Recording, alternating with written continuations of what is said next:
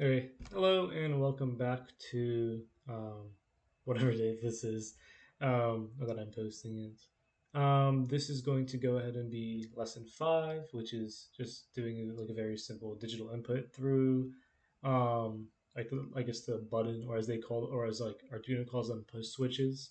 I will just kind of like look at how they work. Like Arduino does a really good job of explaining it, but I'll kind of like piggyback off of their explanations. So let's go ahead and do this. Okay, first let's go ahead and take a look at the instructions that are given. As we can see, okay, the components first required are obviously like the board. You need the red board, obviously. There's also you just need the regular red LED that we use probably from like that you use in the first like three lessons. You also need a 220 ohm resistor, which you can use just from the last lesson. You also need two push switches, which I can like kind of show what they look like.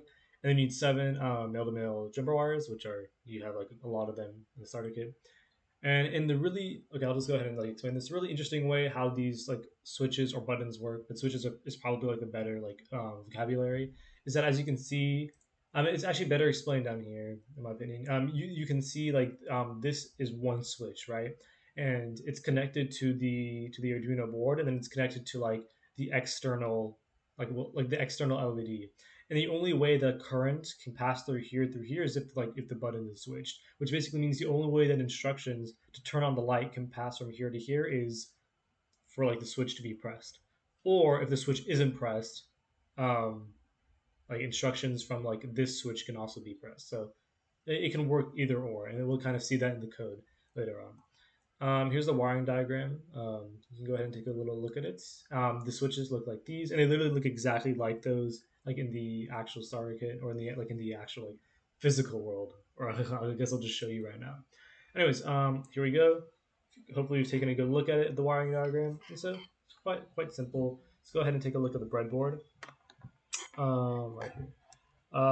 As you can see, we have the LED here first with the jumper wire connecting from the LED from like the same row, the same column as the same column as the LEDs on to like electrically connected, and then it's connected again to the breadboard. The reason being is because this first row of the breadboard, as I know, supplies power to like the entirety of the breadboard. That's interesting because obviously we need to supply power to the LED. Now, I'm not exactly sure why you can't just go from like the sorry the board to just like the LED itself. Try and look more into that. Um, yeah, I guess we'll try and figure that out. See if I learn from that. Rest of it's also pretty self-explanatory. The resistor is connected across a couple more rows. It doesn't obviously have to be exactly as the instructions say, but it's just good general practice to follow it. Simply being because you want to make sure you just want to make sure it works. If that makes sense. Yeah. Honestly, the only explanation, like honestly, the wiring diagram is very good in explaining this.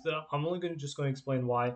There's only two sets of wires running from the button, as you can see. There's like like a green and orange wire running from the first button, like where my finger is right now, and then just another set of two on the second button. Reason being is because we don't actually need any wires on this side of the button because remember we're only like kind of connecting, the me clicking the button only connects like the two sides of like A and B together, which basically means like we don't really need another set of wires. Makes no sense.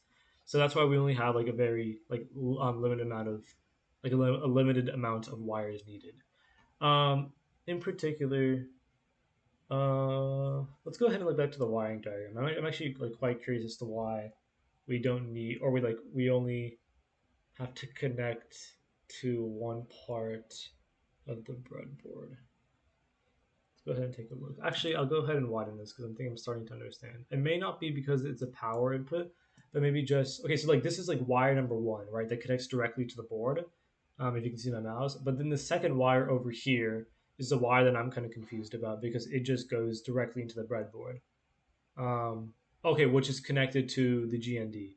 Okay, so that's what we're looking at. So GND power. Okay, that makes sense. So essentially speaking, the wires the wires from the switch are connected directly to the power source because they just run through here.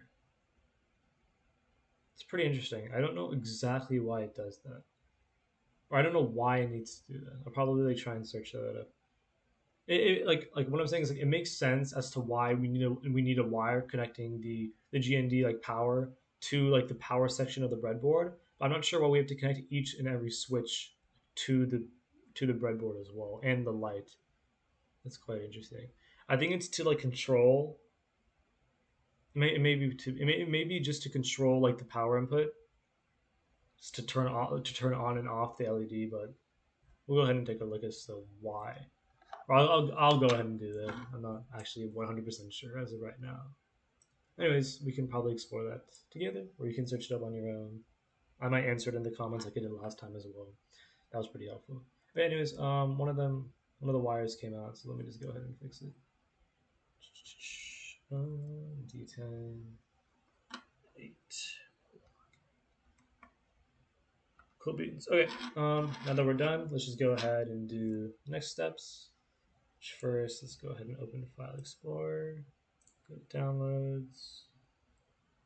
Go ahead and open up the LED. I'll just go ahead and move that over here. I'll show the code as well. Like usual, English code, and 1 less than 5, digital inputs. Okay, it's probably just a bug file, it's fine. Or I kind of downloaded the starter kit way too many times. Oh, wrong one. Oops.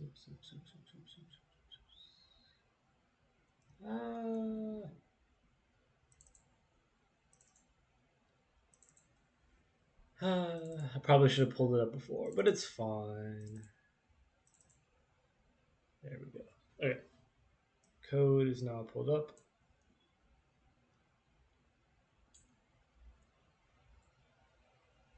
And we'll go ahead and grab the USB wire to the board. I don't know if you can hear my chair shifting all the way back, but we'll go ahead and do that. Plug it in, and plug it in back.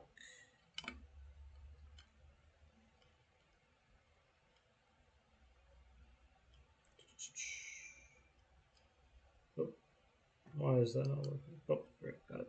All right, perfect. Okay, I'm just gonna go ahead and actually we'll just do the standard first verify and upload.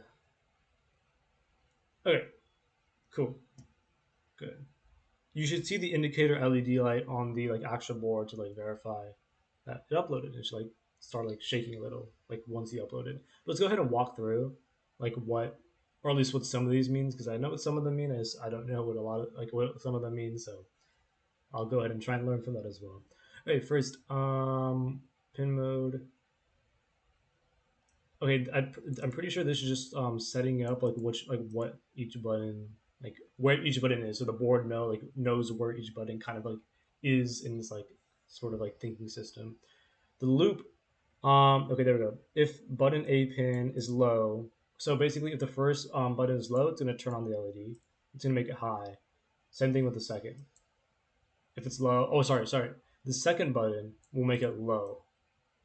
Okay, so let's go ahead and see which one's A, which one's B.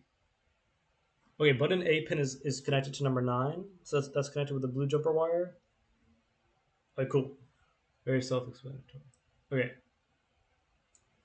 try and hold it up. Okay, so the blue jumper wire. So the one on, let's see, right here. This one will be A. This one will be B. So if I turn this on, the LED should turn on. Very cool. B should turn it off. There you go. So that's actually like, to be honest, the identification for the buttons is honestly not hard to figure out, or at least the setting up or like declaration isn't very difficult in the Arduino. You just have to assign the pin, which isn't too bad.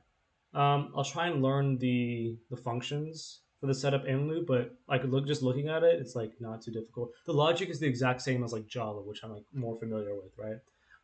if else statements. The logic is very similar.